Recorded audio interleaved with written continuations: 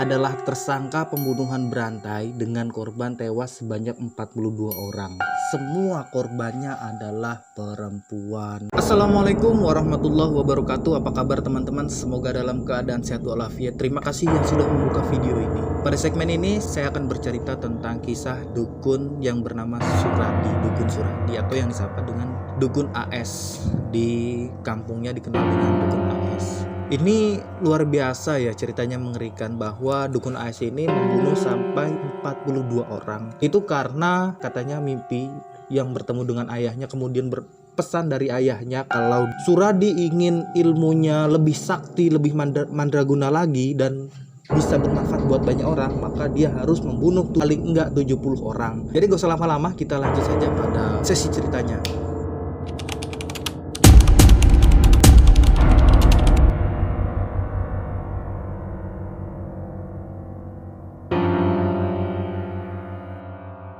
Kami majelis hakim memutuskan bahwa saudara terdakwa dijatuhi hukuman mati. Hangaro Herata sebagai hakim memimpin jalannya persidangan pada 24 April 1989 tersebut memutuskan perkara dengan mantap. Gemuruh tepuk tangan para hadirin langsung memenuhi isi ruang sidang. Sementara terdakwa yang bernama Suradi tampak tenang. Sevonis bacakan. Saya minta banding, katanya pelan saat ditanya hakim mengenai sikapnya terhadap putusan pengadilan. Bagi warga Sumatera Utara sendiri, Suradi ini bukan sembarang orang. Ia biasa diakrab sebagai dukun AS. Adalah tersangka pembunuhan berantai dengan korban tewas sebanyak 42 orang. Semua korbannya adalah perempuan. Aksi keji itu ia lakukan dalam kurun waktu 1986 sampai 1994 di desa Semayang, Kecamatan Sunggal, Kabupaten Deli Serdang. Motif pembunuhannya didasari klaim Suradi atas wangsit dari mendiang ayah yang memerintahkannya untuk membunuh 70 perempuan agar jadi sakti mandraguna. Penampilan dukun AS ini tak terlihat kontroversi ya. Ia kurus, jangkung, dan orang-orang mungkin lebih mengira bahwa ia adalah sebagai pegawai kelurahan dibanding kriminal. Sebagaimana ditulis dalam Intisari edisi 2017, Suradi dibesarkan oleh pasangan Jogan dan Santik. Sang ayah yang berprofesi juga sebagai dukun dulunya meninggal waktu itu ketika Suradi berusia 7 bulan. Dan masa kecilnya Suradi ini sama pada anak-anak seperti pada umumnya. Berlari, main di ladang, lingkungan tempatnya bermukim. Suradi lebih dikenal dengan nama Nasab Kalewang. Nama yang disematkan karena pada masa kecil ia pernah kecebur di sumur dan selamat. Pengakuan ibunya, selain bermain di ladang, Suradi juga tertarik mempelajari ilmu dukun sejak umur 12 tahun lewat buku-buku peninggalan sang ayah.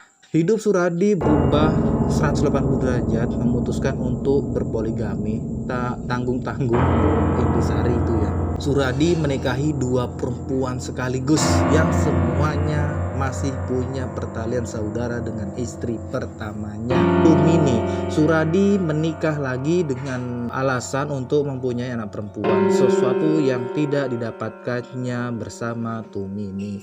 Pada saat bersamaan Suradi kian getol menyelami lautan klinik. Ia mengaku bahwa mimpinya sang ayah kerap datang dan mengajari berbagai ilmu kesaktian. Terlepas dari apakah Suradi betul sakti atau enggak, masyarakat setempat menganggap dirinya orang yang pinter alias dukun. Di rumahnya Suradi melayani berbagai macam jenis jasa, mulai dari jasa pengobatan orang sakit hingga pasang susu. Pada suatu malam, masih mengutip dari majalah Intisari, Suradi bimbang karena mendiang sang ayah kembali datang di mimpinya. Dalam pertemuan itu ya, sang ayah berpesan jika ia ingin ilmunya semakin sakti dan bisa memberikan kebaikan bagi orang-orang sekitar, ya ia harus mengorbankan setidaknya 70 nyawa perempuan. Setelah lama menimbang-nimbang, Suradi akhirnya melaksanakan petua sang ayah,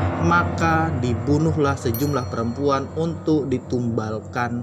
Aksi brutal dukun AS mulai terendus pada media 1997. Aparat Mapolsek Sunggal menemukan 42 rangka manusia di ladang tebu di Dusun Aman Damai, Kecamatan Sunggal, Kabupaten Deli Serdang, Sumatera Utara.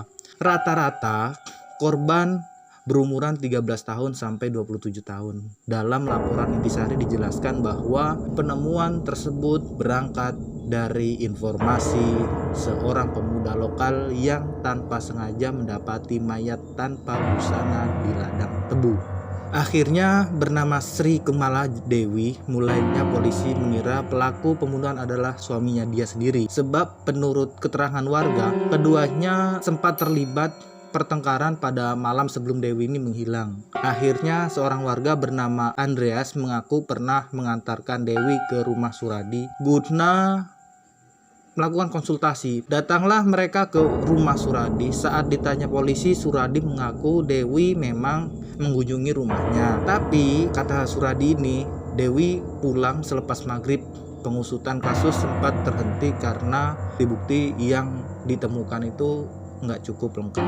Tapi polisi juga nggak kehilangan akal. Mereka kemudian mendalami sejumlah laporan orang hilang yang dalam beberapa tahun. Dari hasil pendalaman ditemukan satu benang merah.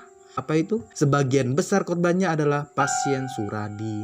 Temuan tersebut mendorong polisi untuk kembali mendatangi rumah dukun AS tersebut. Satu persatu sudut rumah disisir secara seksama. Akhirnya polisi menemukan beberapa helai pakaian perempuan dan perhiasan. Barang bukti itulah yang kemudian membuat Suradi ditangkap. Dalam proses interogasi, Suradi mengaku bahwa ia mengaku membunuh Dewi dan 41 perempuan lainnya demi memperoleh ilmu sakti. Enggak cuma menghabisi nyawa, Suradi juga menyikat barang-barang berharga milik korban tersebut. Di tempat kehidupan penjara turut mengubah perilaku dukun AS. Seperti diwartakan Kompas, dukun AS ini telah bertobat dan membuang semua ilmu kebatinan yang dimilikinya. Selama ditahan, dukun AS ini diberi penjelasan dari segi agama bahwa ilmunya tersebut dapat mempersulit dirinya ketika dijemput ajalnya nanti. Nasihat tersebut diterima dukun AS sehingga terpidana mati itu segera membuang ilmu kebatinan yang dimilikinya.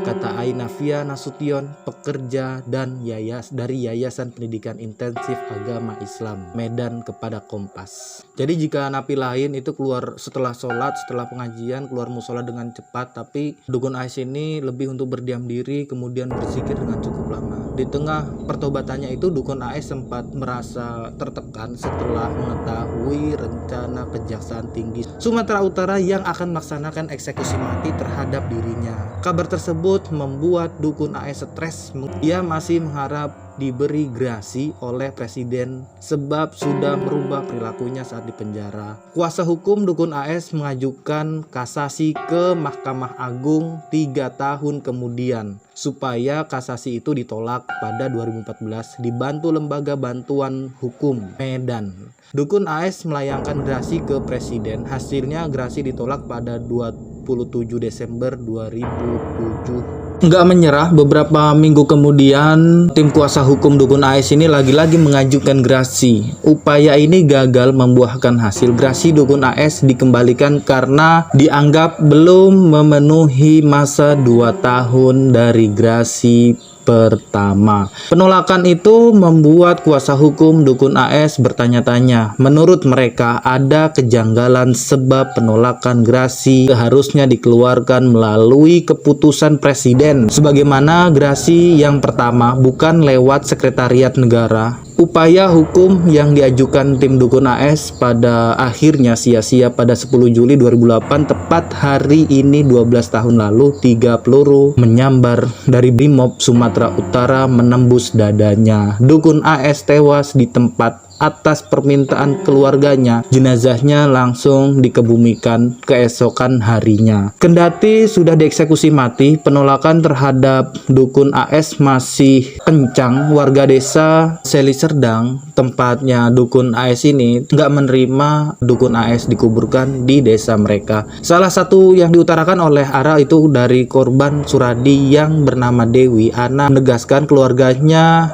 melihat kuburan dukun AS bersanding dengan makam putrinya. Jika memang harus ditanam di desa itu, jangan dikuburkan di TPU, kuburkan saja di depan rumahnya, jangan dikuburkan di tempat umum. Terlalu berat penderitaan kami akibat perbuatan dukun AS. Kami nggak menerima jika dikuburkan di desa ini. Dukun AS pernah mengatakan sihir hitam datang dari Tuhan. Aku nggak memilikinya lagi. Aku telah bertobat. Ku harap aku punya kesempatan untuk hidup. Namun peluru sudah terlanjur menembus tubuhnya. Ya, jadi itu tadi cerita dari seorang dukun AS dari Sumatera Utara. Luar biasa mengerikan ya. Bayangkan yang dibunuh itu umurnya masih antara 13 sampai 20 ke bawah. Itu mengerikan sekali ya. Gimana coba mikirnya kayak gitu. Tapi ya untungnya cepat-cepat ketahuan karena pesan dari mendiang ayahnya dan lewat mimpinya itu seenggak-enggaknya membunuh 70 orang. Dan ada pembunuhan ke 42 orang dia ketahuan. Jadi kalau nggak ketahuan dia mungkin berlanjut sampai 70 orang dan lebih banyak korban lagi. Mengerikan juga luar biasa. Jadi ya itulah, memang kadang-kadang kehidupan manusia itu kadang aneh-aneh juga ya, aneh-aneh. Dan bagaimana menurut sampean? Menurut teman-teman bagaimana? Jadi terima kasih yang sudah menonton video ini sampai selesai. Jangan lupa di subscribe. Wassalamualaikum warahmatullahi wabarakatuh.